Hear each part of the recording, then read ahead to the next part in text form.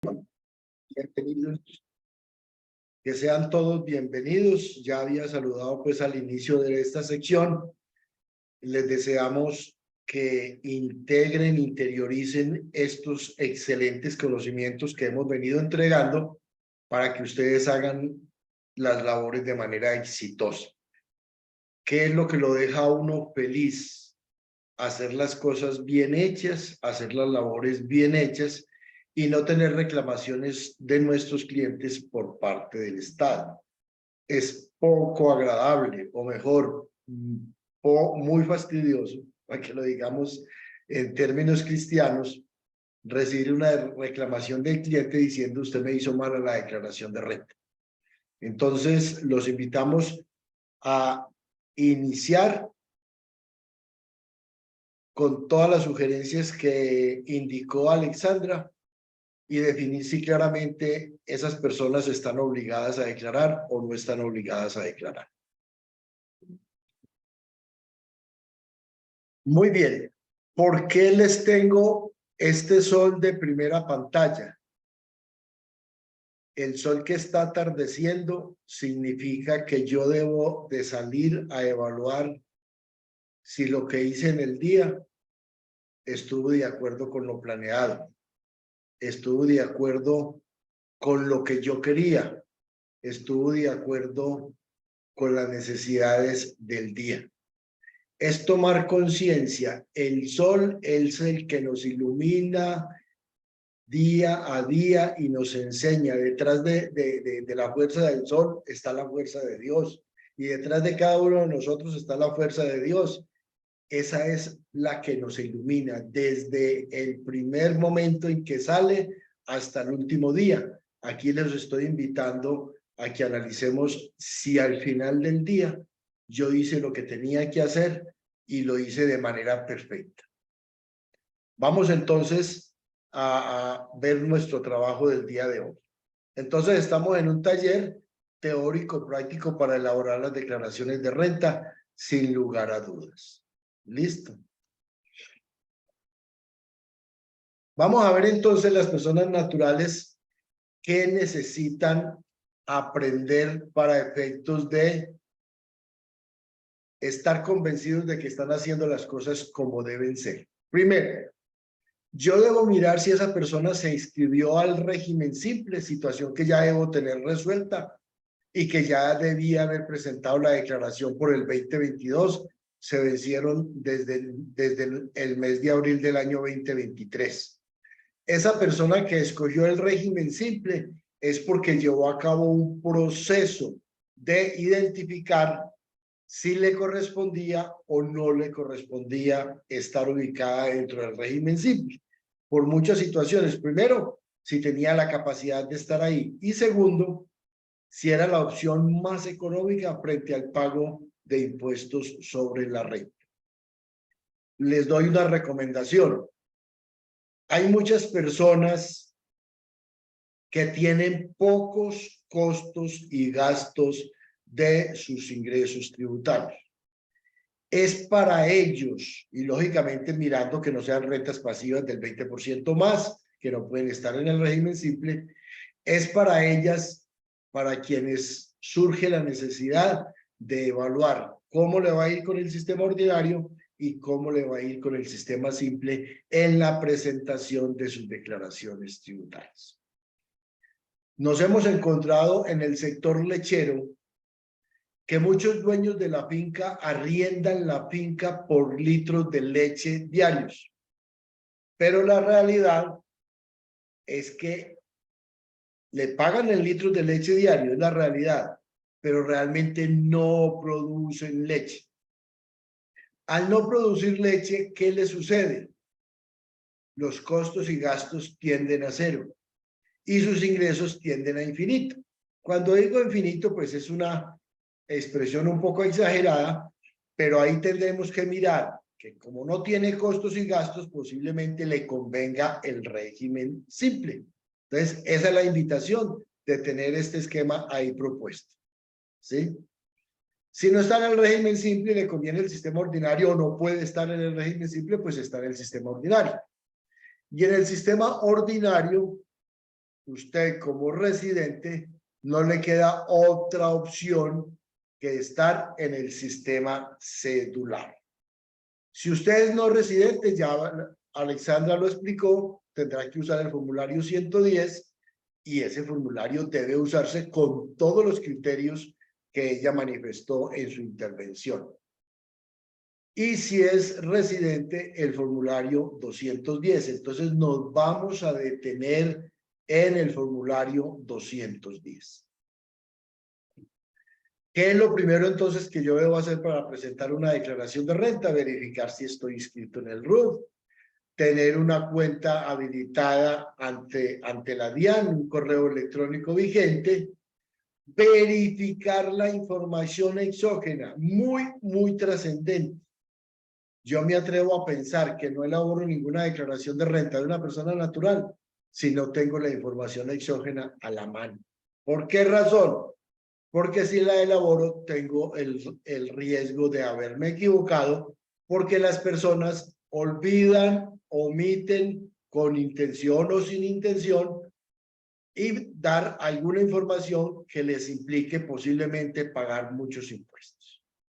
Entonces uno se da cuenta en la información del tránsito, en la información de las notarías, en la información bancaria, que usted tuvo un montón de movimientos. No, yo no moví plata durante el año. Toda la plata que moví en el banco me la mandó mi hijo. Sí, pero se la consignaron a su cuenta. Ah, me la consignaron a mi cuenta. ¿Y no será que esa consignación en la cuenta de dineros del exterior constituye una renta gravable en cabeza suya? 755-2. Entonces, ojo, esa información exógena, ojalá la del banco se tenga muy en cuenta y tener ojalá los extractos de cuenta de todo el año. Si es una persona, pues lógicamente que mueve dineros bastantes en estas entidades. Entonces, para estar tranquilo y no ir a cometer un error. ¿Quién debe firmar la declaración de renta? Vamos a dejar eso a criterio, no me voy a extender acá porque nos quedamos un buen rato. Entonces, en el artículo 572 nos dice quiénes están en la obligación de firmar esas declaraciones tributarias. Y si esa declaración se presenta o no se presenta de manera electrónica. Sí quiero hacer énfasis especial en cuando una declaración de renta se entiende no presentada. ¿Puede existir que una declaración de renta se entienda por no presentada? Pues claro que sí. Pero para ello se necesita que la DIAN expida un auto declarativo. ¿Qué es un auto declarativo? Un documento oficial emitido por la DIAN que le diga su declaración se entiende por no presentada. ¿Por qué? Porque no estuvo firmada por quien tenía la obligación legal de firmarla, o se omitió la firma de contador público. Mucho cuidado con esto. ¿Puede una declaración de renta de una persona natural debe estar firmada por contador público? Sí. Cuando esa persona natural es un obligado a llevar contabilidad. Y cuando esa persona natural obligada a llevar contabilidad superó en el año los 100.000 VT, ya sea en los ingresos brutos o en el patrimonio bruto del respectivo año. Y debe de presentarse de manera electrónica, pues yo creo que ya casi todo el mundo presentamos las declaraciones de manera electrónica. ¿Qué se recomienda entonces? Mire quién debe firmar la declaración de renta. Si es una sucesión ilíquida, pues los herederos se tienen que poner de acuerdo y nombrar a un representante para que firme la declaración tributaria. ¿Cierto? De todas maneras, yo puedo correr el riesgo de pensar que la DIAN en el término de firmeza, ¿sí?, no me mande un auto declarativo diciendo que mi declaración se da por no presentar. Pero usted tiene que decirle a su cliente que está corriendo ese riesgo. Vamos a mirar unas figuras especiales que tenemos en la legislación tributaria. Los cónyuges tienen que mirar su obligación de declarar de manera individual, no de manera consolidada como ocurre en muchos países. Hay muchos países donde los cónyuges declaran, presentan una sola declaración consolidando las operaciones de los dos miembros de esa unión conyugal. Los hijos menores declaran en cabeza propia cuando ha habido renuncia de usufructo de parte de los padres de ese hijo o de uno de los padres, el que ejerza la patria potestad. Entonces, solo el hijo menor puede sacar un NIT y declarar, y su declaración ser firmada por uno de los padres cuando ha habido una escritura pública de renuncia de usufructo de los bienes de los hijos. ¿Por qué se busca con la renuncia de usufructo de los hijos menores? Si son hijos que tienen buenos ingresos o buen patrimonio, le conviene que haya una escritura pública que se puede elaborar hasta el 31 de diciembre del respectivo año, diciendo que se renuncia al usufructo de los bienes de los hijos. Si el hijo declara, entonces como las tablas del artículo 241 del estatuto, que es la que establece las tarifas de renta para personas naturales, son progresivas, no es lo mismo que el padre se haya ganado 200 millones y el hijo 150, que decir que el padre se ganó 350 millones, porque está declarando las rentas que obtuvo el hijo menor. En ese caso es necesario y obligatoria la renuncia de usufructo por escritura pública.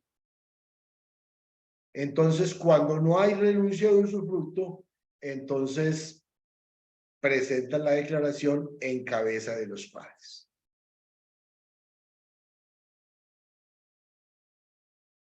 Quienes hayan presentado saldo a favor en la declaración de renta en el año anterior y quieran imputarlo en el año siguiente, pues deberán declarar, aunque no estén obligados a declarar, deberán declarar. ¿Y por qué deberán declarar? Pues para poder arrastrar ese saldo a favor. Alexandra ya les explicó quiénes no están obligados a declarar, pero lo pueden hacer quienes hayan sido objeto de retención en la fuente y aquellas personas que necesitan arrastrar un saldo a favor que no pretenden solicitar en devolución recientemente.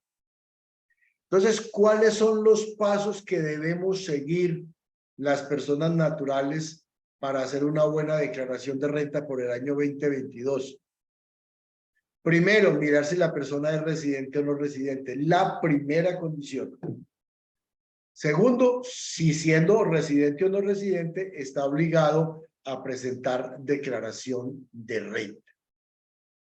Tercera obligación, si esa persona está obligada o no a llevar contabilidad. Porque es que si lleva contabilidad, tiene unos requisitos a cumplir. Si no lleva contabilidad, otras son las condiciones a cumplir, ¿cierto? Y hay mucha importancia en mirar este tema, ¿sí? Recordemos, si yo estoy obligado a llevar contabilidad, la contabilidad constituye plena prueba, ¿cierto? Y si yo no pruebo con la contabilidad, posiblemente no tengo otros elementos para probar. Escoger el formulario que le corresponde, pues si es un residente, el formulario 210, elaborar la declaración, presentarla y pagar. Vamos a mirar entonces que una persona natural, esto es un esquema más práctico, puede ser residente o no residente. Vámonos primero por el no residente, el formulario 110, el sistema ordinario. ¿Qué me dice el sistema ordinario? Vaya al artículo 26 del Estatuto Tributario y usted lo puede ir a consultar.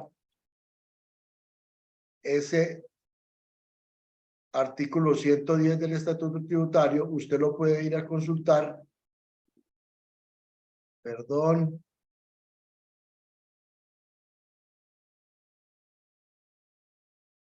En la página 15, entonces, les decía que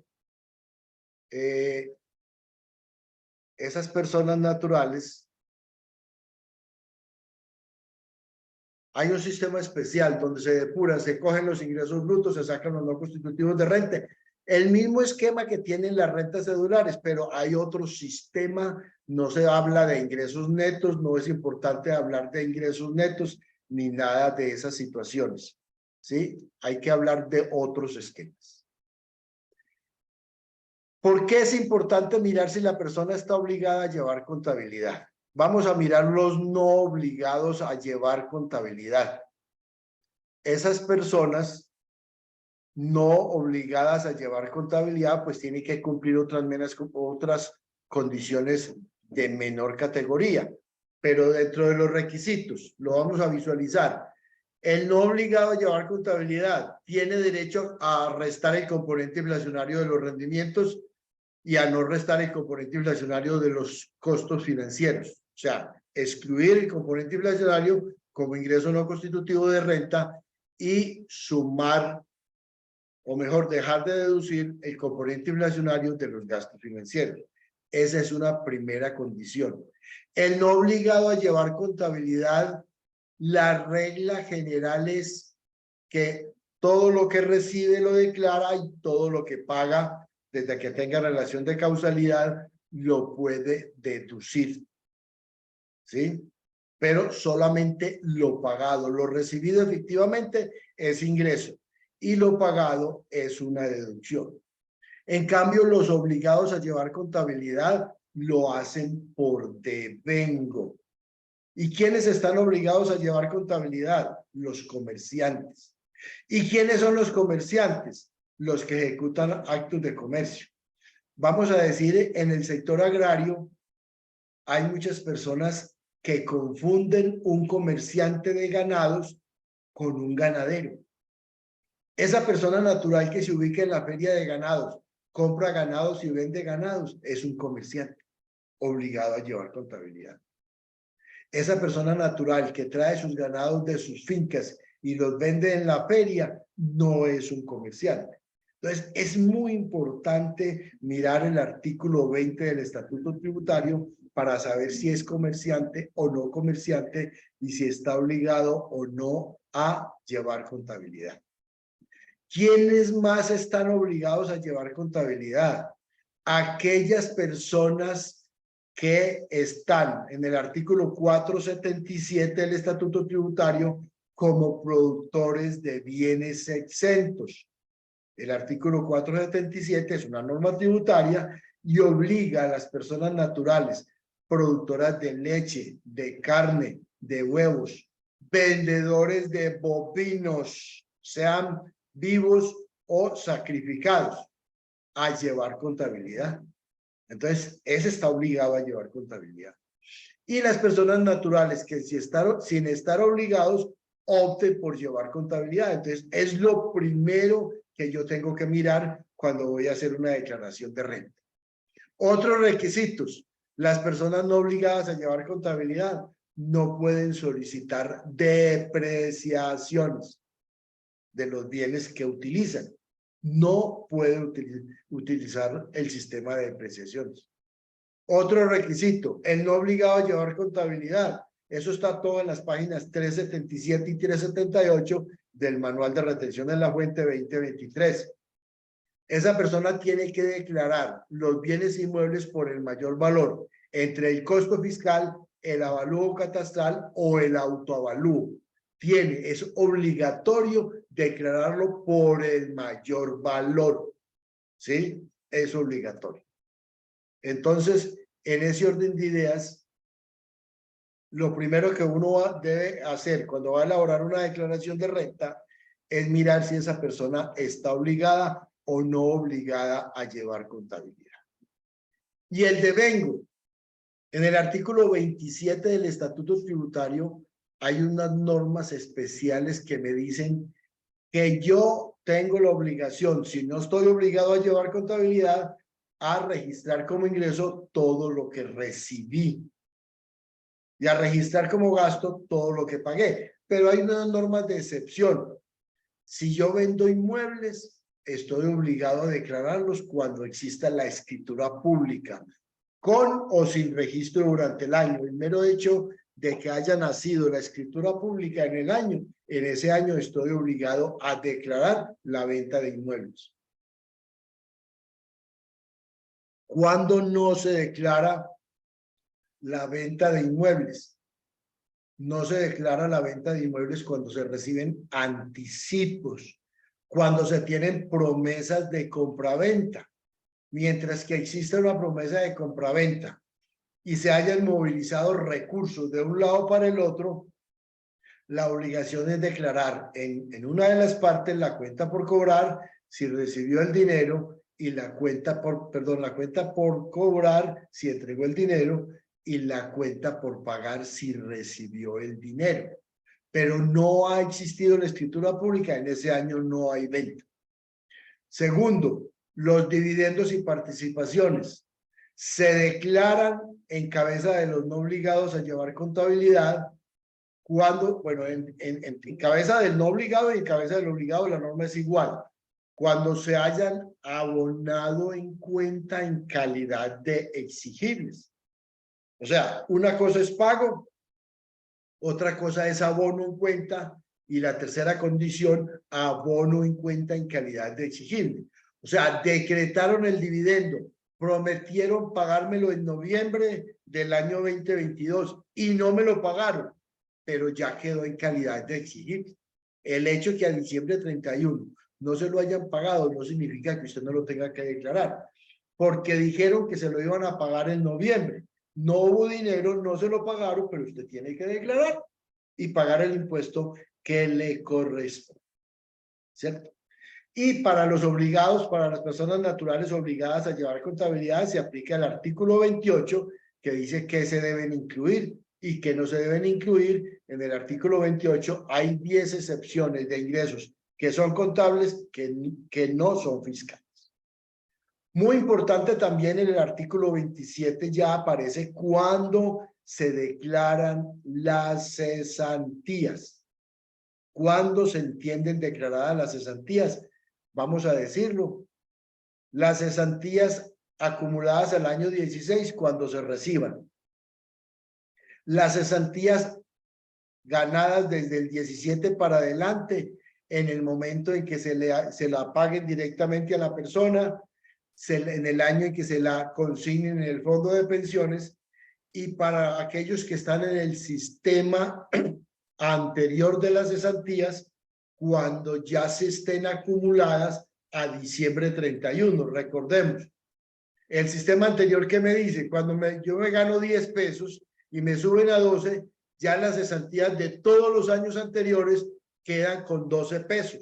Entonces, esas cesantías acumuladas se incrementan ostensiblemente.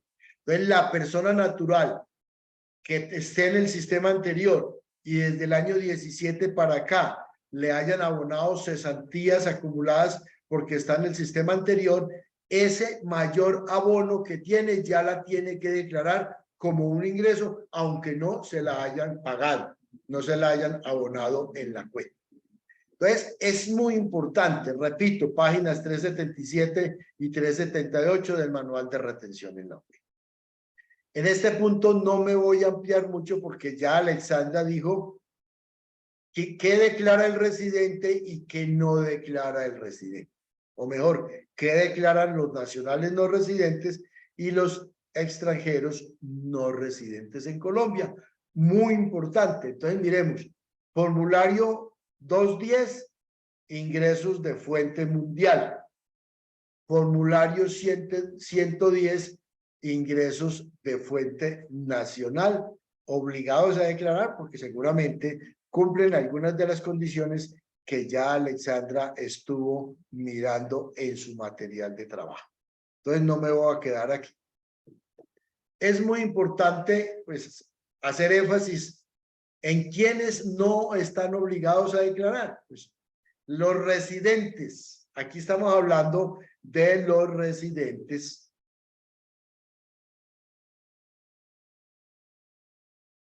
Aquí estamos hablando de los residentes en el país, no obligados a declarar. Recordemos, una declaración de un obligado no tiene validez, salvo que aquel que estando no obligado a declarar declare porque le hicieron retenciones en la fuente y le genera un saldo a favor que necesita solicitar en devolución. Cuando usted busca arrastrar un saldo a favor de periodos anteriores, usted no le retuvieron en el año, pero tiene un saldo a favor en el año anterior significativo que todavía no puede, no quiere o no ha querido o no ha tenido la oportunidad de solicitarlo en devolución, debe de, para que no se le venzan los 2 años que tiene para solicitarlo, entonces debe declarar para arrastrar o imputar ese saldo a favor. Y cuando usted pues tiene como objetivo solicitarle al Estado que le devuelva ese saldo a favor.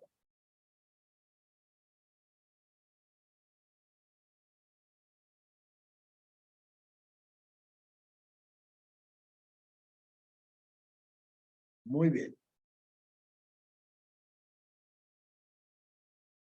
Vamos a ver entonces en el formulario 210 el tema de rentas cedulares. Existen 3 cédulas y es muy importante pensar que existen 3 cédulas. ¿Sí? ¿Por qué? Porque estas cédulas son las que se tienen que ubicar en el formulario de la declaración de renta y en el formulario o en la plantilla que les hemos regalado, así de claro, estas 3 cédulas tienen su procedimiento especial. Entonces, la primera cédula es la de pensiones. La segunda cédula es la cédula general y así se llama, cédula general, que involucra 3 subcédulas de rentas de trabajo, rentas de capital y rentas no laborales. Y la tercera cédula se llaman dividendos y participaciones. ¿Por qué razón hacemos estas distribuciones? Vamos a ver muchas razones, pero una fundamental es las pensiones recibidas de Colombia tienen un tratamiento especial para determinar la cantidad de rentas exentas. Los primeros 1000 VT mensuales, 12.000 VT anuales en Colombia son rentas exentas del impuesto sobre la renta. Si son pensiones del exterior, pues ya sabemos que son gravadas o lo vamos a saber. Si hay alguna renta gravable de esas pensiones porque superaron el tope de los 1000 VT, recordemos, hay pensiones que vienen del sector público, por ejemplo, de Colpensiones, pero hay pensiones que vienen del sector privado. Una persona puede tener 3 o 4 fondos privados de pensiones privadas, ¿por qué no? Pues tiene de dónde y quiere vivir tranquilo en su vejez, entonces puede tener 2 o 3 pensiones donde está recibiendo 40, 60, 80 millones de pesos mensuales para vivir tranquilamente. Muy bien. Entonces pueden existir pensiones gravadas, ¿cierto? Uno dice, pero es que si yo estoy con pensiones, a mí me pagan una pensión por debajo de 25 salarios mínimos y eso no da 1000 VT mensuales. Bueno, es así, pero usted puede tener pensiones con el sector privado particulares donde va a recibir una pensión mensual. La cédula general. Estas 3 rentas aceptan unas deducciones y unas rentas exentas especiales que por el año 2022 no podrán superar los 5040 VT. Entonces, disfrutemos el último año que tenemos derecho a las 5040 VT, habida cuenta que a partir del año 2023 estos impuestos se incrementaron en un 73%, ¿cierto? O sea, los impuestos se incrementaron en un 73%. ¿Por qué? Porque ya no voy a tener 5040 VT, sino 1340 VT para deducciones y rentas exentas. Y los dividendos y participaciones tienen un sistema especial para determinar qué son dividendos gravados con el impuesto sobre la renta y qué son dividendos gravados con el nuevo impuesto a los dividendos. y cuándo tengo que pagar los unos y los otros y cuándo tendré que pagar únicamente los unos y no los otros. ¿De acuerdo?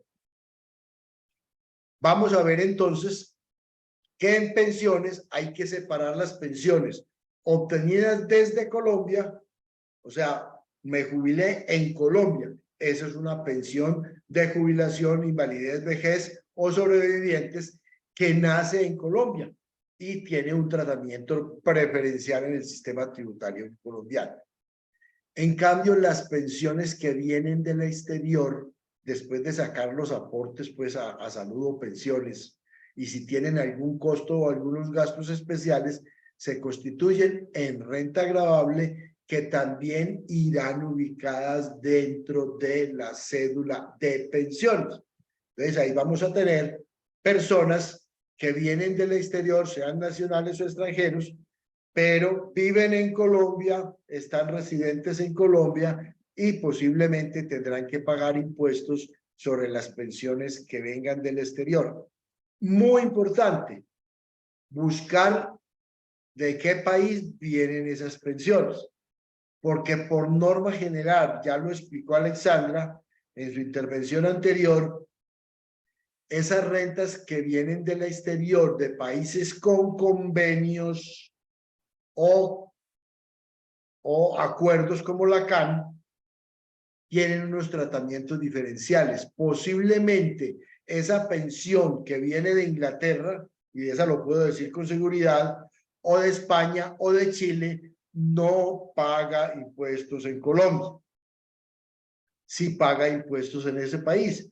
Y si no paga impuestos en ese país del origen de la pensión, pues puede pagar en Colombia, pero sus tarifas son especiales. Hay que mirar los diferentes acuerdos para saber si esas pensiones tributan en Colombia o no tributan. Por norma general, tributan solo en el país donde se obtienen y por norma especial pueden tributar en Colombia y posiblemente se pueden descontar los impuestos pagados en el exterior. ¿Qué se consideran rentas de trabajo? Es muy importante pensar en esto. ¿Qué son rentas de trabajo? Hay dos clases de rentas de trabajo básicas. Una, aquellas que provienen de una relación laboral, legal o reglamentaria. ¿Sí? Entonces yo tengo un vínculo laboral. Eso es una renta pura de trabajo. ¿Por qué? Porque yo presto el servicio de vinculación laboral de manera personal. Yo no mando a mi cónyuge o a mis familiares a que trabajen por mí en esa empresa donde estoy vinculado. Yo tengo que ir a prestar el servicio de manera personal. Artículo 103 del Estatuto Tributario. Aquí entonces nos están diciendo que dentro de las rentas de trabajo van los ingresos por las cesantías y ya dijimos cómo se contabilizan o cómo se registran los ingresos por cesantías. Unas son las cesantías que vienen hasta el año 16 y otras las que han nacido a partir del año 17. Aportes institucionales consolidados. ¿Qué significa eso?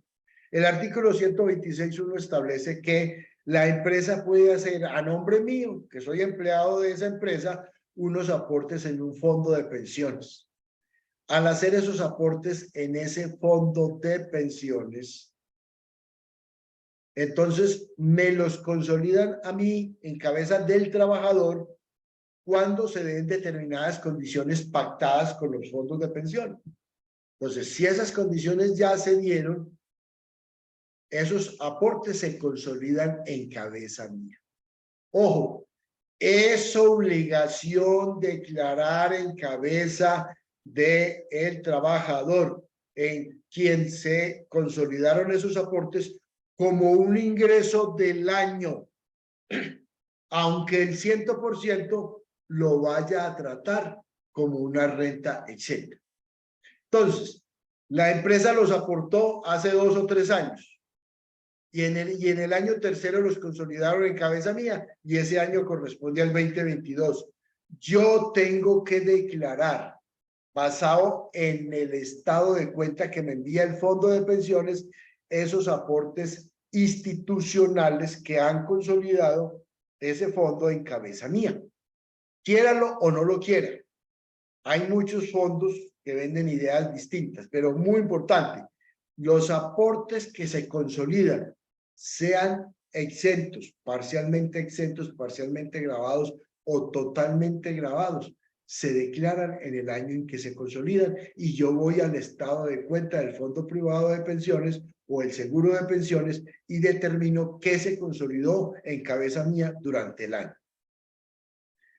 Y también existen como rentas de trabajo los valores recibidos por la prestación de servicios personales a título de honorarios, comisiones o servicios o compensaciones por trabajo, por ser empleado de una CTA, cooperativas de trabajo asociado, o si percibo emolumentos eclesiásticos. ¿Cuándo se trata como renta de trabajo? Cuando yo presto de manera personal mis servicios. En el ejercicio que vamos a desarrollar mañana, una misma persona hizo dos actividades. Una, prestó los servicios de manera personal. Y dos, prestó los servicios a través de su tren de personas que tiene vinculada en la organización.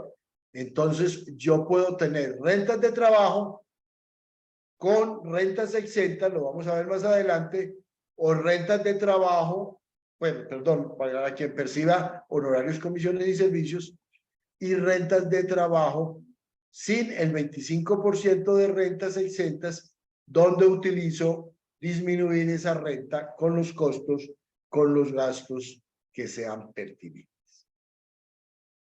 Recordemos que estas normas siguen vigentes para el año 2022. Cuando una persona natural que tiene o percibe rentas de trabajo puede solicitar el 25% como renta exenta, posiblemente porque le da mayor beneficio, porque caben dentro de los 5.040 VT. Entonces, tiene que primero que haya una prestación personal del servicio. Yo fui quien hice esa asesoría ante esa entidad. Yo fui quien asesoré a esa entidad.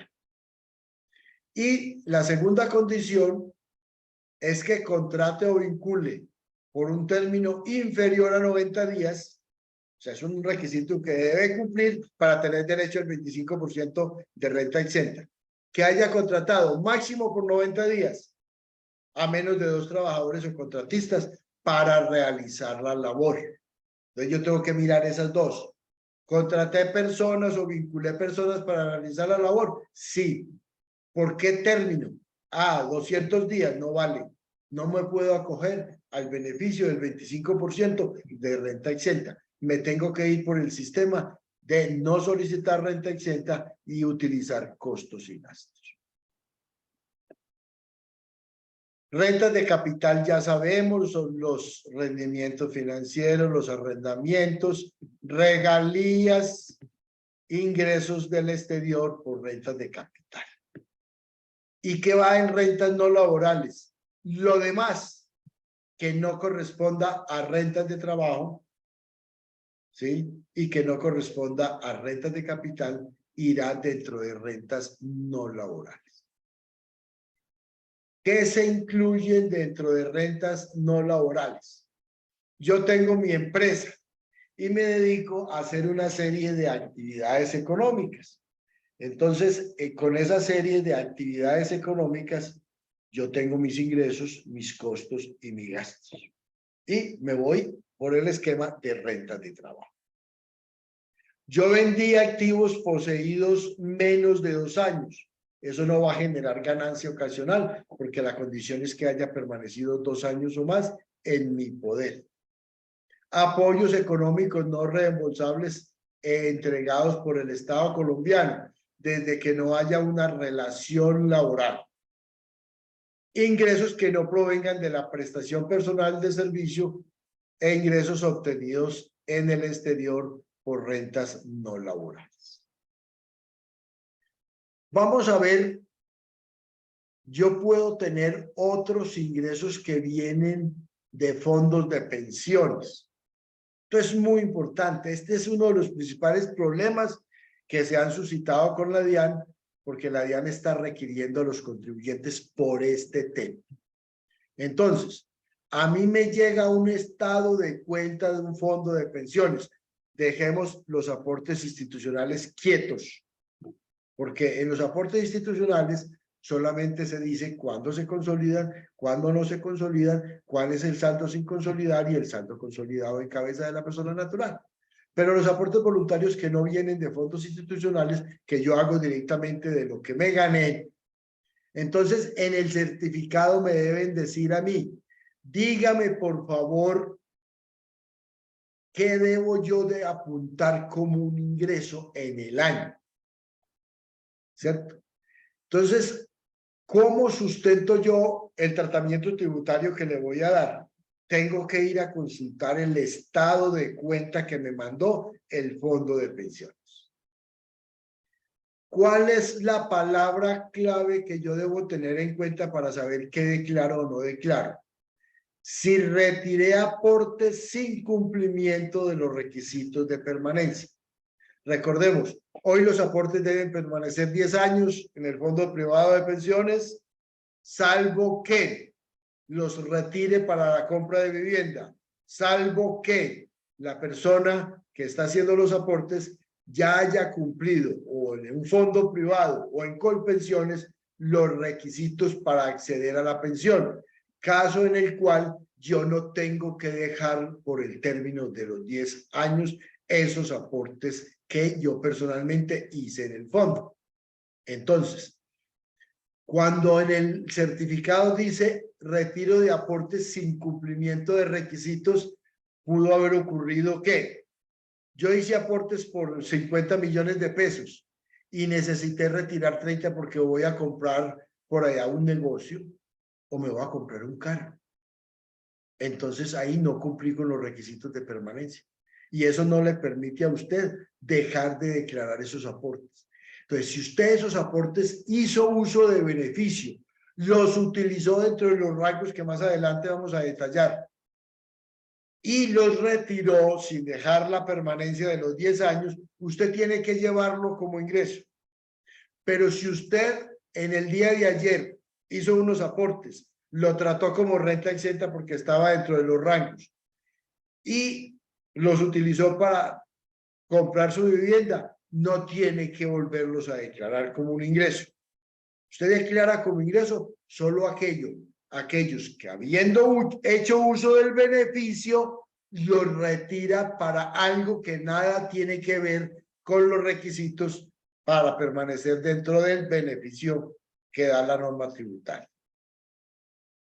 Esos que estoy obligado a declarar se declaran como ingresos brutos en la misma cédula donde usted los declaró. O sea, en la misma cédula donde usted los declaró, en esa misma cédula usted está obligado a declararlo como ingreso bruto de ese periodo. Vamos a ver aquí un estado de cuenta de este señor que hizo unos aportes al fondo de pensiones. Entonces, estamos haciendo este análisis del año anterior, ¿cierto? No del propio año. Ya lo harán con el ejercicio del propio año.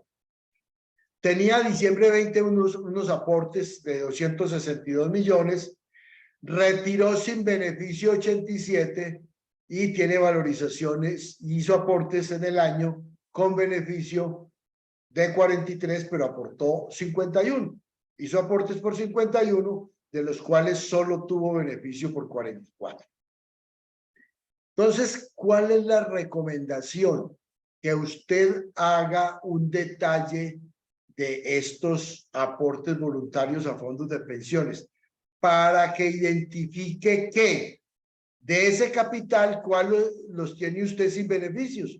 Usted no los aportó allá para usar beneficios tributarios, sino porque la rentabilidad de ese fondo de pensiones era mejor que la rentabilidad de un sistema bancario tradicional.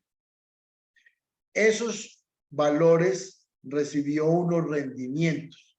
Y miren que aquí usted retiró unos aportes sin beneficio y hay unos rendimientos sin beneficio. Significa que esos 9.808.000 de rendimientos usted los tiene que declarar porque usted retiró esa plata y es un rendimiento financiero sin componente inflacionario, ¿cierto? Y esos retiros no los tiene que llevar como ingresos en su declaración. ¿Por qué? Porque es que usted no los tiene con beneficios tributarios, sino que como inversionista los tiene destinados en ese fondo de pensiones.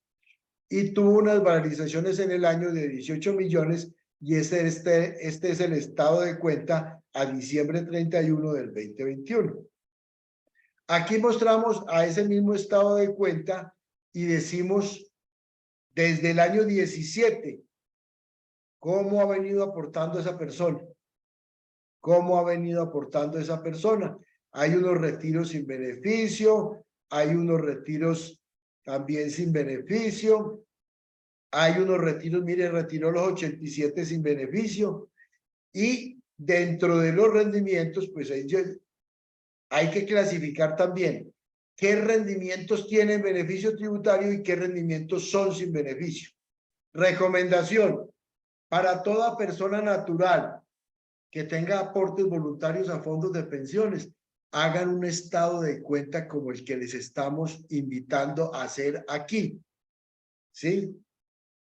Para que ustedes sepan de qué aportes tuve beneficios y si los retiro dentro del término de la posibilidad de retirarlos para comprar vivienda, porque cumplí requisitos de pensión o porque se cumplieron los 10 años, los rendimientos no los tengo que declarar.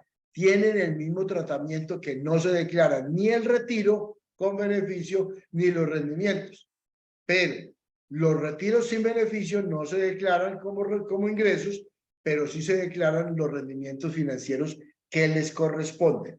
Un estado de cuenta como este que les estamos invitando a hacer es el que ustedes deben hacer para cada cliente durante el año. Cuando una persona no lleva contabilidad y usted factura permanentemente, pero unos dineros se los pagan y otros no se los pagan, usted tiene que llevar un estado de cuenta de qué fue lo que le pagaron para imputar las retenciones en las fuentes respectivas. Este anexo también usted debe declarar los ingresos efectivamente recibidos y las retenciones en la fuente correspondientes a esos ingresos. Entonces usted tiene la opción de dejar unas retenciones diferidas. En el ejercicio que se va a hacer, vamos a tener la oportunidad de elaborar este anexo con base en lo que dice el artículo 27 del Estatuto Tributario. Vamos a ver entonces, ya vimos los ingresos brutos. ¿Cuáles son los ingresos brutos? Todo lo que he devengado durante el año. Listo, por cualquier concepto. Eso hace parte de los ingresos brutos, distinto de ganancias ocasionales, lógicamente. Vamos a ver entonces qué ingresos no constitutivos de renta pueden existir en la legislación tributaria. Vamos a mirar ese tema a ver qué ingresos no constitutivos de renta se pueden visualizar en las declaraciones tributarias. Entonces, los aportes obligatorios a salud y pensiones son ingresos no constitutivos de renta, eso muy bien ustedes lo saben. Los aportes a riesgos laborales por parte de un independiente, también hay concepto de la DIAN donde dice que es un ingreso no constitutivo de renta. Las cotizaciones al RAIS, régimen de ahorro individual con solidaridad. Estas cotizaciones están vivas. Una persona natural puede aportar durante el año hasta el 25% del ingreso bruto, pero sin que superen el año los 2.500 VT. Y eso se va a llamar ingreso no constitutivo de renta. Les advierto de una vez, cuando hablemos de declaraciones del 2023, es el único ingreso que se puede tratar y trabajar. Por favor, hay que buscar hacer ingresos o operaciones de esta naturaleza para disminuir el pago del impuesto de renta a partir del año 2023.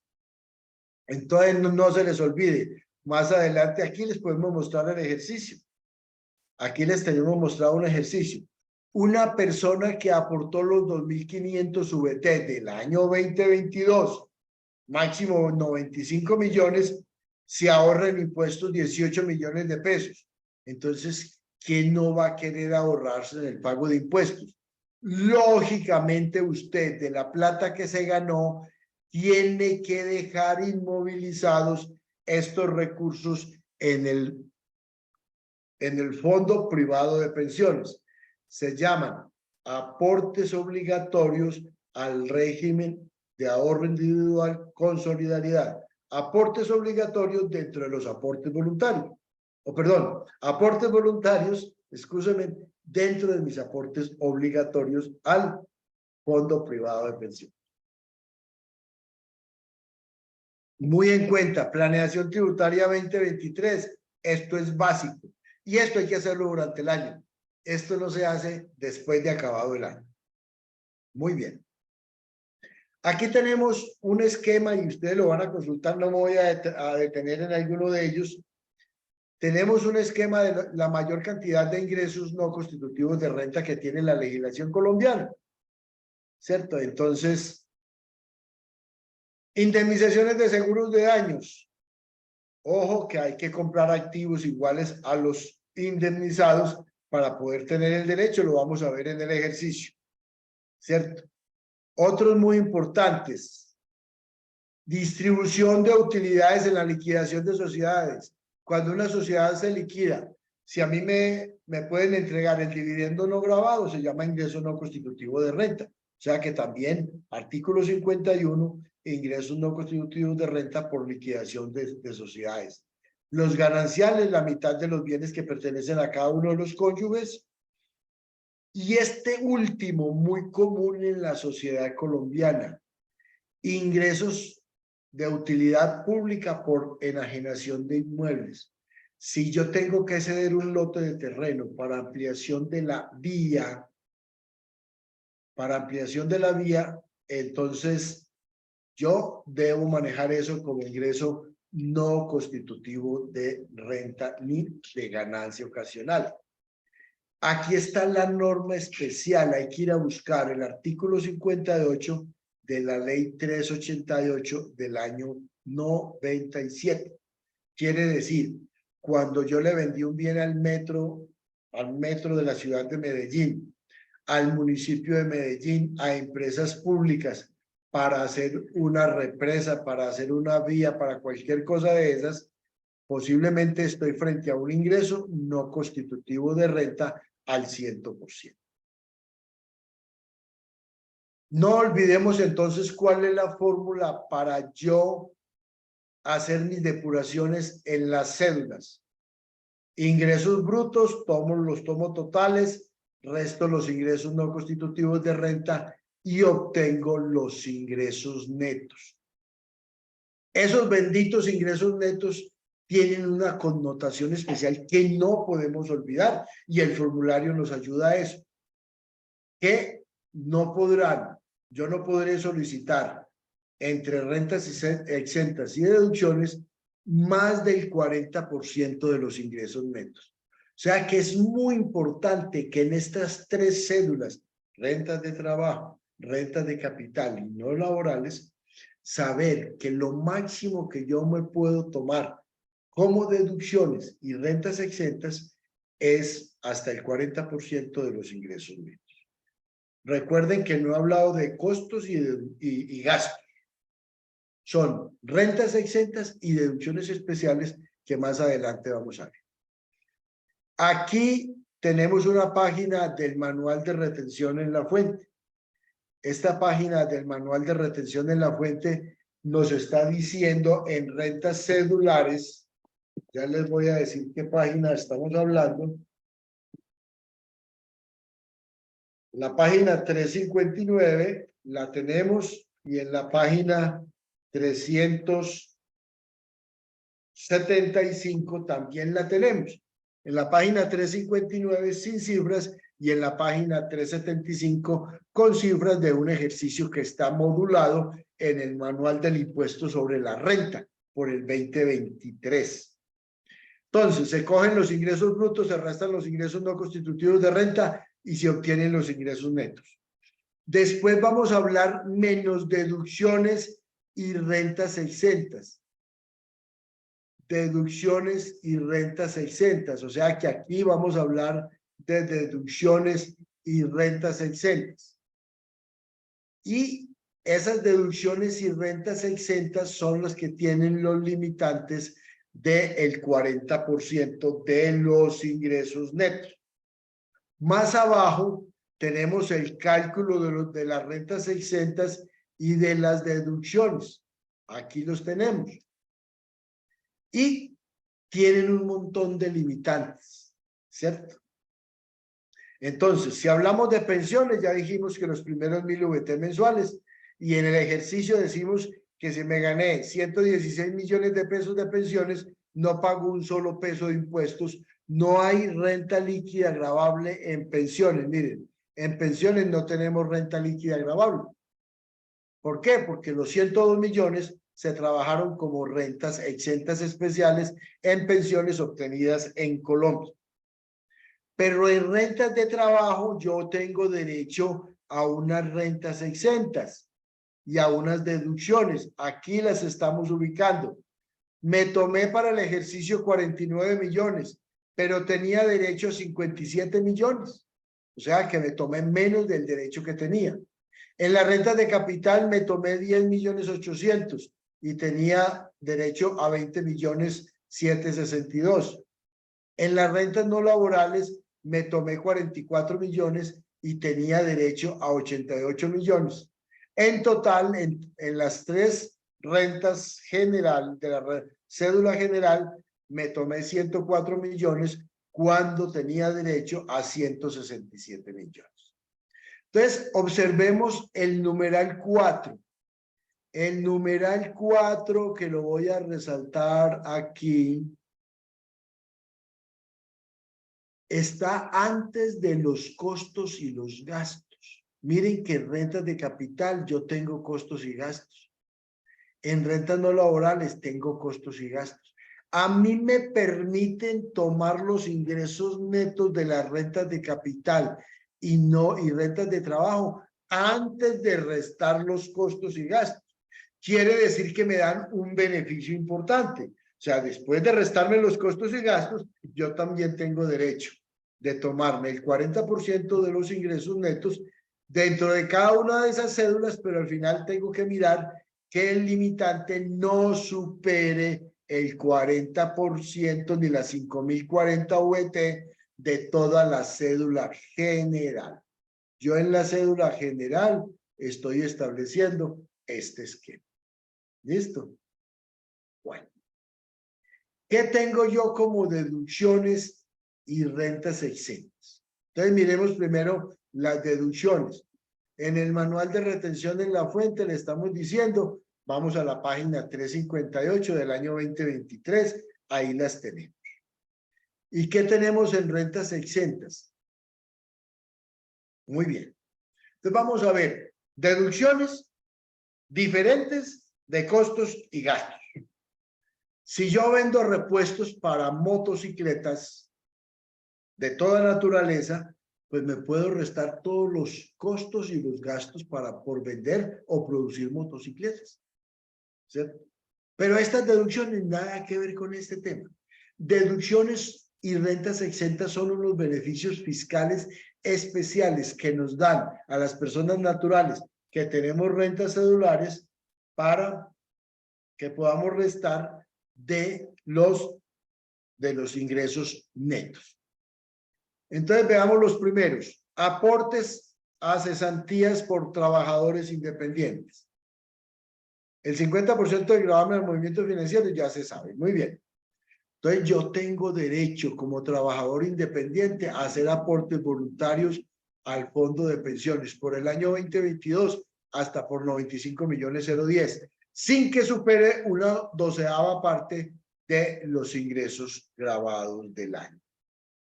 entendiendo como ingresos grabados aquellos que no son exentos y aquellos que no son ingresos no constitutivos de renta, y lógicamente tengo que hacer unas depuraciones y hacerlo mejor después de restar los costos y gastos para no tener unos gastos no deducibles, como lo van a explicar mañana en el ejercicio que estamos elaborando. Entonces, una persona profesional independiente que reciba honorarios, comisiones de servicios puede hacer aportes durante el año hasta 2.500 VT, o pudo, ya no los hizo. Si los hizo, y si no, se quedaron para otro año. Hasta 95 millones de pesos en el año, sin que supere, lógicamente, los 2.500 VT. Muy bien. Intereses de vivienda, intereses de créditos del ICETEX, salud particular y dependientes. Esas son las deducciones, o sea, toda persona natural, haga lo que haga, tiene derecho a tomarse esas deducciones y esas rentas exentas, entendiendo que la salud particular y los dependientes solo caben para rentas de trabajo, no más. Es muy importante tener en cuenta que solo aplica para rentas de trabajo. Los demás sí aplican para todas las demás rentas. Aportes voluntarios a fondos de pensiones, todo el mundo los puede hacer, y rentas exentas solamente quienes tengan rentas de trabajo también tienen unos limitantes. Entonces es muy importante esta página 358 del libro del 2023, ahí me están dando la información a que tengo derecho. Pero recordemos, hay un tope máximo, 5.040 VT. Cifra del año, 191.540. Mañana en el ejercicio lo vamos a practicar. Vamos a tomar el límite de las 5.040 VT y vamos a ver cómo eso se distribuye en las diferentes cédulas. Vamos a hablar de rentas exentas. Hay rentas exentas que tienen unos límites individuales y están en el artículo 206 del Estatuto Tributario. Ustedes las pueden encontrar aquí, no tenemos ningún problema. ¿Sí? Pero hay otras rentas exentas que pueden superar perfectamente las 5.040 VT. O sea, las 5.040 VT, eso es para deducciones y rentas exentas. Límite máximo, 191 millones de pesos por el año 2022.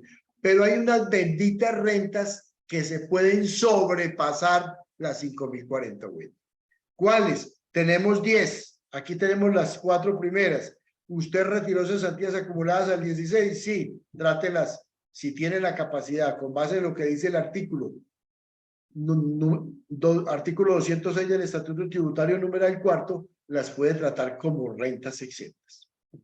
¿Usted recibió ingresos por seguros o compensaciones por muerte de miembros de las fuerzas militares o de policía? ¿Recibió ingresos por encima del salario básico siendo miembro de fuerzas militares o de la Policía Nacional? Si la respuesta es sí, que usted tiene derecho a tomarse todas esas rentas exentas que ahí le dice. Si usted es magistrado de los tribunales o de los fiscales, o es un fiscal o procurador judicial, usted tiene un 50% de rentas exentas sin límite. Si usted, aquí se me repitió este tema, recibió ingresos de representación como rector o profesor de universidades públicas, tiene derecho a superar el tope de las 5.040 VT con esos 50% de rentas exentas. Si como juez de la República recibió remuneraciones, recuerden que el 25% de renta exenta y puede superar el tope de las 5.040 VT. Si recibió ingresos por prima especial o costo de vida siendo un empleado diplomático, consular o administrativo del Ministerio de Relaciones Exteriores. Y ojo con este, usted recibió aquí, recibió rentas de hotelería. Usted como persona natural tiene un hotel y recibió rentas de un hotel. Usted conserva las rentas exentas sin límite. Vamos a ver cómo en el ejercicio practicamos este tema, para que sepan que vamos a practicar. Recibió ingresos o rentas líquidas pasivas clasificadas como rentas de trabajo de capital o no laborales provenientes de la CAN o de un país con convenio para evitar la doble tributación. Entonces tenga en cuenta que usted tiene que tener ahí, tiene una oportunidad para manejar este tema de rentas exentas sin IVA. Muy bien. Recordemos en los aportes voluntarios de pensiones.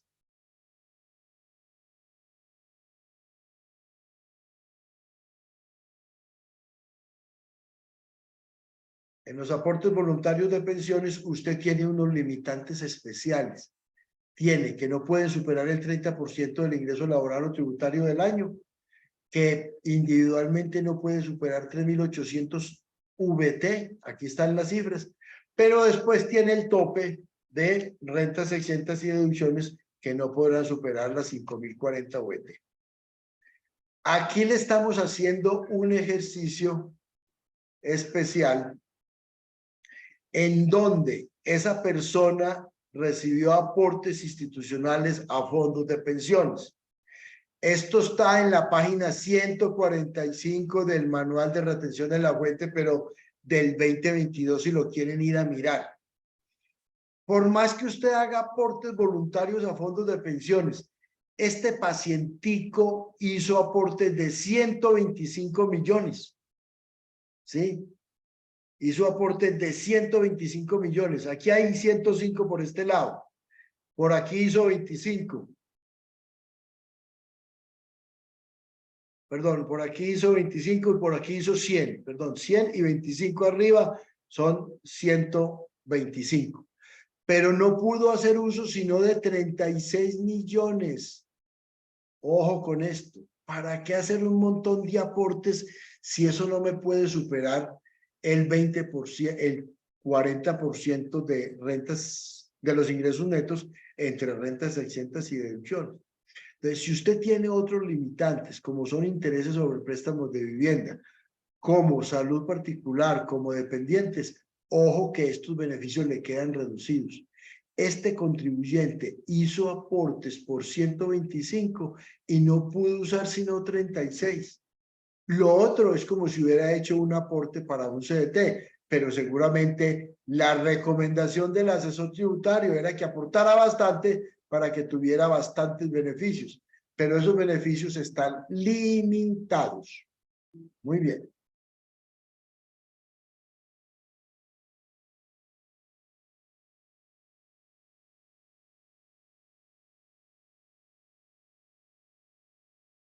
En el formulario, al elaborar la declaración de renta, me van preguntando todos estos temitas para yo no ir a entrar mis extremidades al elaborar la declaración de renta. Entonces, ahí el formulario me va preguntando y me dice, ¿usted tiene servicios hoteleros? Sí, usted viene de un país de la CAN o recibió ingresos en un país de la CAN, ¿sí? Entonces, para que usted no cometa errores en este tema. Vamos a mirar qué costos y gastos se pueden deducir las personas, ¿sí? ¿Qué costos y gastos se pueden deducir las personas?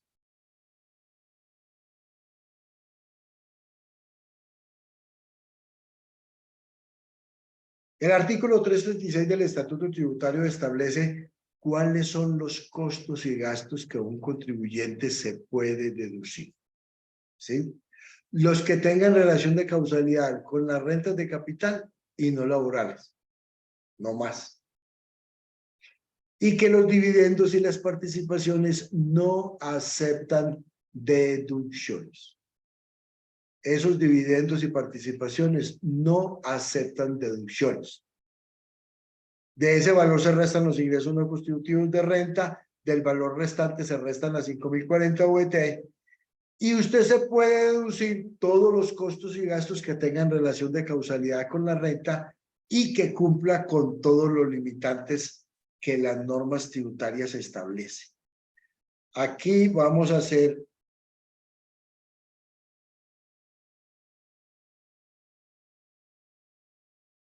Aquí vamos a hacer entonces una lista de los requisitos que tienen que cumplir las personas obligadas y no obligadas a llevar contabilidad para poder soportar los costos y gastos en su declaración de renta.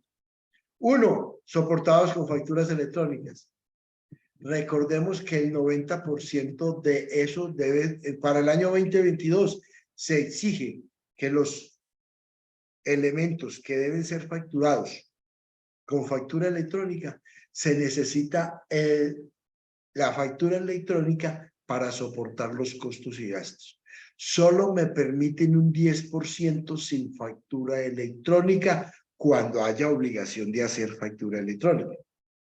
Ya para el año 2023, todo se tiene que soportar con facturas electrónicas.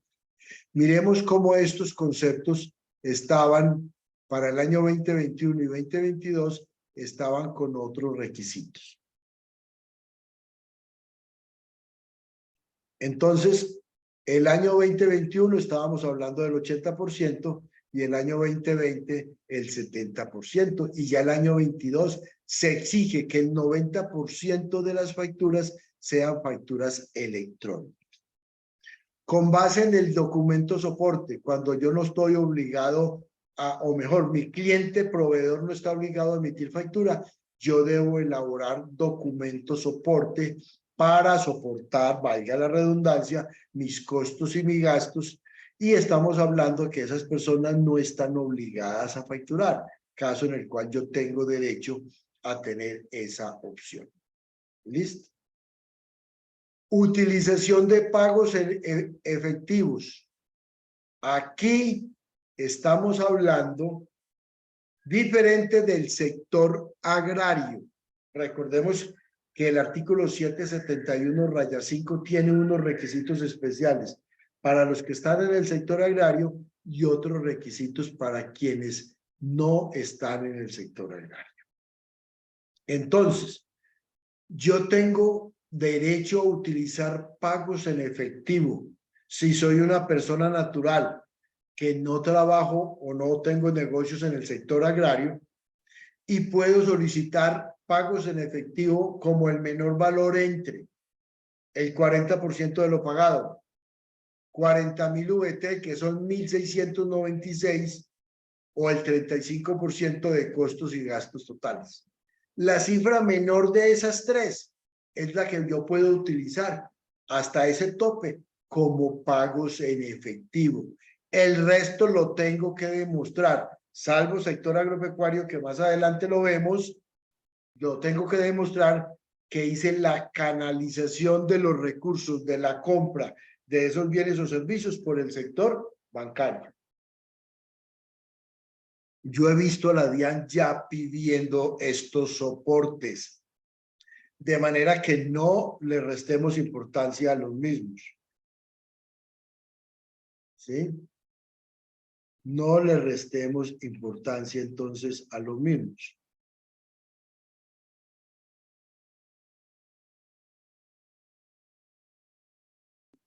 Vamos a ver, este puntero no me quiere.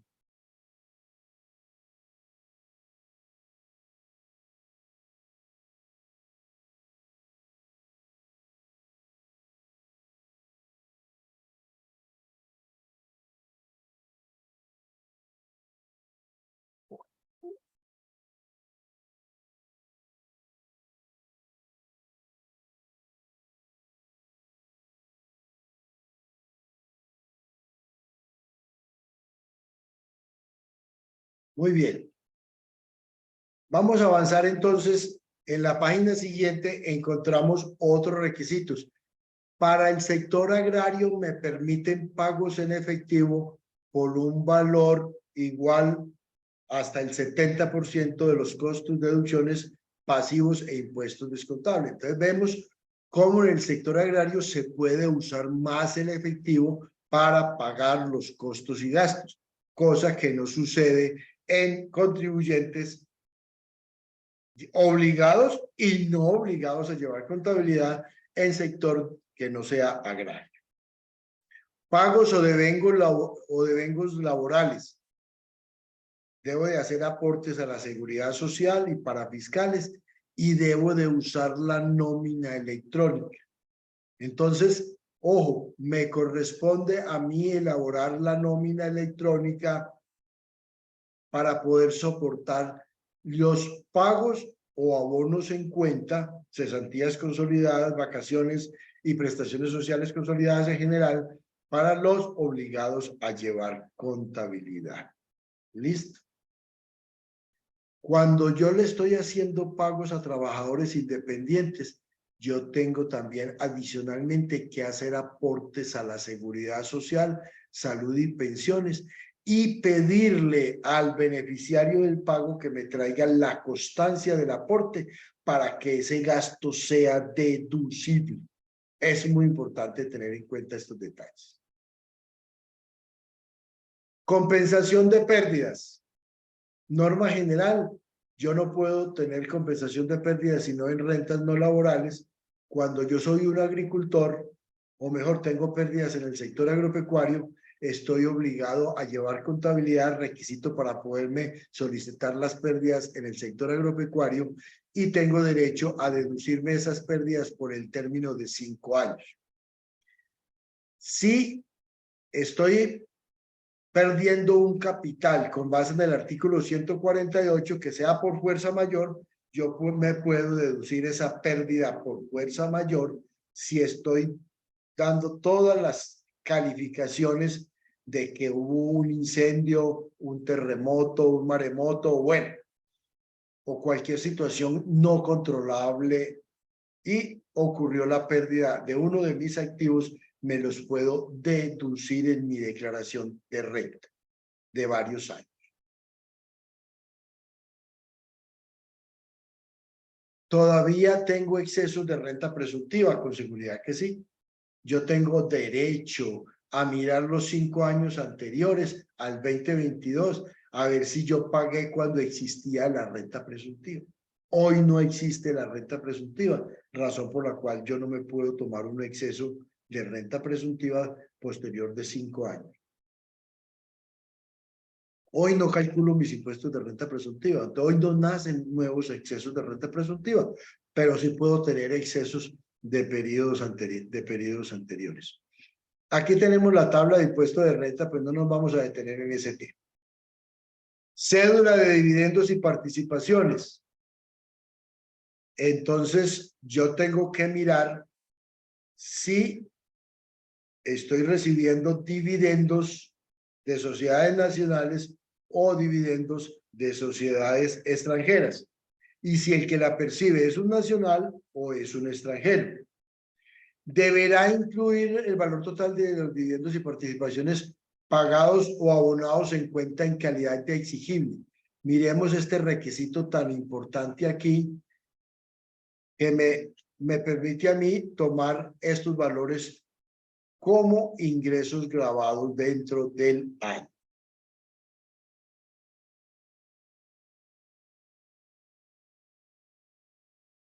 No admite costos ni deducciones. Esos dividendos sobre los cuales yo pague impuestos o no tengo que pagar el impuesto a los dividendos se llaman ingresos no constitutivos de renta. Y hay algunas que son rentas exentas. Las puedo restar. Esos dividendos, entonces, ¿yo dónde los declaro? Hay una cédula especial que tiene los renglones 104 a 109 del formulario de renta, formulario 210. Entonces, miren que aquí me está diciendo, vea, el E1 son dividendos que se ganaron a las sociedades hasta el año 2016 y E2 dividendos que se ganaron las sociedades a partir del año 2017. Entonces, yo tomo ingresos, dividendos y participaciones, resto ingresos no constitutivos de renta y tengo los dividendos grabados del año 16 y anteriores. Aquellos que no pagaron impuesto en cabeza de la sociedad, le toca pagarlo a la persona natural que perciba los dividendos. Y hay otra subcédula, y son dividendos ganados a partir del año 2017. caso en el cual yo tengo que dividir si esos dividendos ya pagaron impuesto en cabeza de la sociedad o no han pagado impuesto en cabeza de la sociedad. Si no, si ya pagaron, pues se toman como dividendos no gravados y van ahí en la subcédula primera. Y si no han pagado impuesto en cabeza de la sociedad, va en la cédula, en la subcédula segunda, renglón 100, en este renglón 108. ¿En qué se diferencia el uno del otro? En que si son dividendos del 17 hacia acá y son dividendos provenientes de sociedades nacionales, yo no pago sino el nuevo impuesto a los dividendos.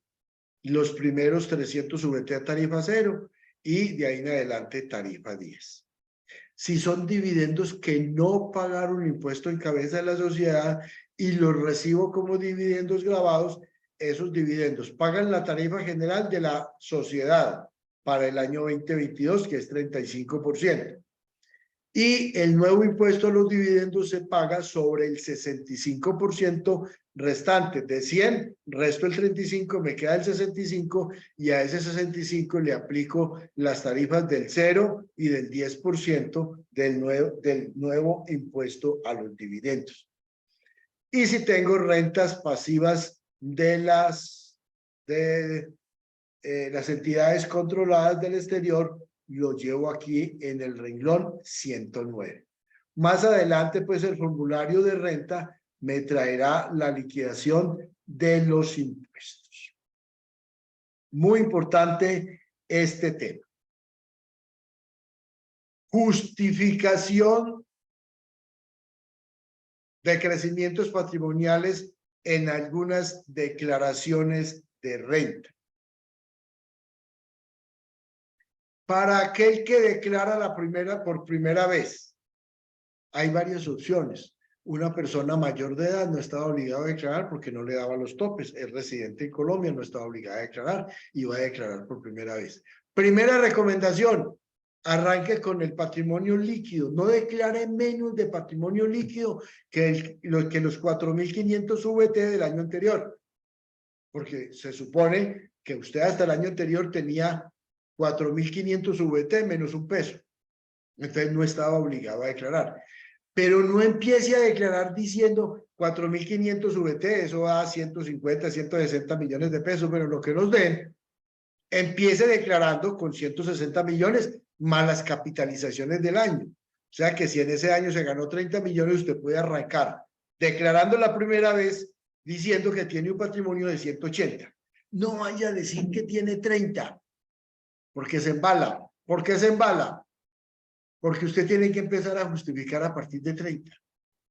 En cambio, si al declarar por primera vez, usted dice que ya tenía 4.500 VT menos un peso en el año anterior, o sea, no estaba obligado a declarar, pues ya tiene justificados los primeros 4.500 VT, más las capitalizaciones del año. O sea, esa persona se puede capitalizar mucho más fácil, sin problemas tributarios, si arranca con el patrimonio no obligado a declarar, más un peso del año anterior.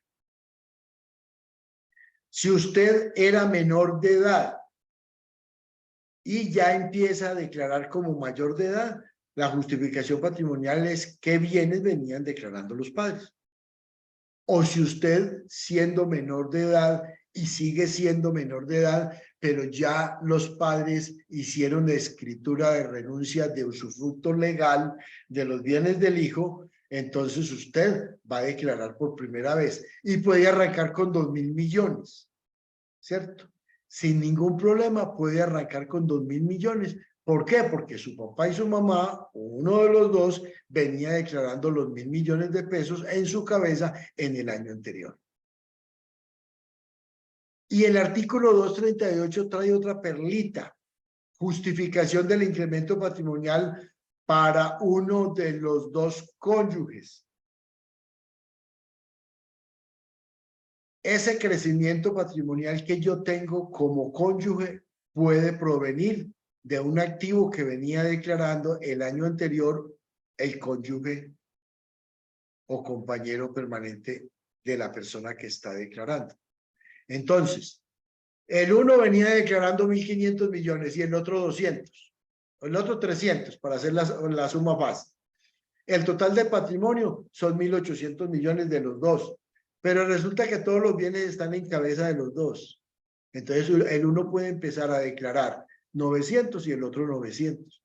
Entonces, el uno rebajó su patrimonio de 1.500 y lo redujo en 600 y lo puso en 900. Y el otro pasó de 300 a 900 y queda justificado porque esos patrimonios venían siendo declarados en el año anterior por los otros cónyuges, que por alguna circunstancia lo venían declarando así, o tomaron una decisión pues de cambiar los nombres de los dueños de ese patrimonio, o los CDT o los títulos valores que tenían empezaron a colocarlos IO, y anteriormente no estaba ni el I ni el O. Entonces, se puede justificar el crecimiento patrimonial cuando los bienes han venido siendo declarados por el otro cónyuge en el año anterior. Lo dice el artículo 238 del Estatuto Tributario. Hablemos de los descuentos tributarios. Entonces, en los descuentos tributarios nos encontramos con cosas como estas. Yo tengo derecho a descontarme el impuesto de industria y comercio si soy obligado a pagar el impuesto de industria y comercio. Todavía es el último año donde tengo derecho a descontarme si lo pagué en el año. Impuestos pagados en el exterior, y ahí están los artículos.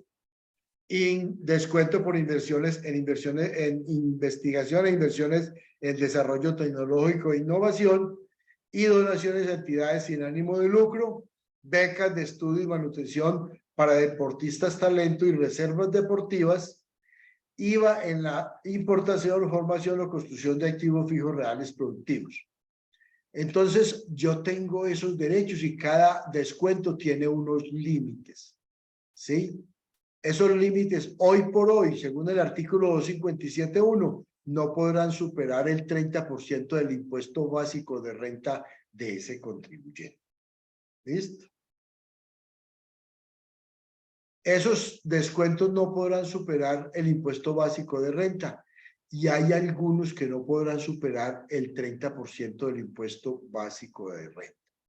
Y esos descuentos no se pueden trasladar de las sociedades a los socios, o de los padres a los hijos, o de los cónyuges a los otros cónyuges. El anticipo de renta lo van a ver mañana. Vamos a dejar de ver los valores patrimoniales. Quiero insistir en esto, no han variado los valores patrimoniales de los activos. ¿Para qué se utilizan estos valores patrimoniales? Para presentar la declaración de patrimonio. Ojo, no es la declaración del impuesto al patrimonio. Esta es la declaración del patrimonio, que es una declaración complementaria que está ubicada en el mismo formulario de la declaración de renta. ¿Sí?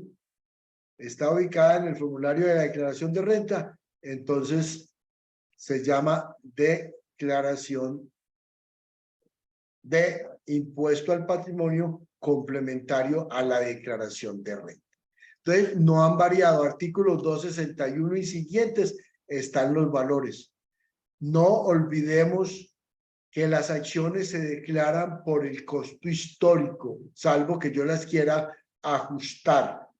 Los inmuebles, el mayor valor del costo fiscal o el avalúo catastral para las personas no obligadas a llevar contabilidad, ¿cierto? En moneda extranjera hay que seguir las reglas del artículo 288, 291, hay que seguir todas esas reglas. Entonces no nos vamos a detener en esos valores patrimoniales. Declaración de activos poseídos en el exterior. No olvidar que las personas naturales que vamos a declarar año 2022, estamos en la obligación de presentar también declaración de activos poseídos en el exterior cuando esa persona posea más de 2.000 VT de activos en el exterior, con fecha 1 de enero del año 22. Se declaran esos activos poseídos en el exterior con fecha 1 de enero del año 2022. Y la norma me dice que usted está obligado a hacer una discriminación detallada si tiene activos totales mayores a 3.580 VT. Aquí están los pesos del año 19 y del año 2022. O sea, estos 2.000 VT nacen a partir del año 2020. Antes había que declarar desde un peso en adelante. Entonces, con este tema dejo ya de intervenir y entonces pasamos al tema de preguntas y respuestas con respecto a las declaraciones de renta de los temarios que hemos analizado Alexandra y mi persona. Entonces, Alexandra, déjame respirar 2 minutos o 5 minutos y atiende las preguntas, por favor. Claro que sí, Hildebrando. Bueno, yo creo, Hildebrando, que en las preguntas están más o menos como desde las 10:43, pero las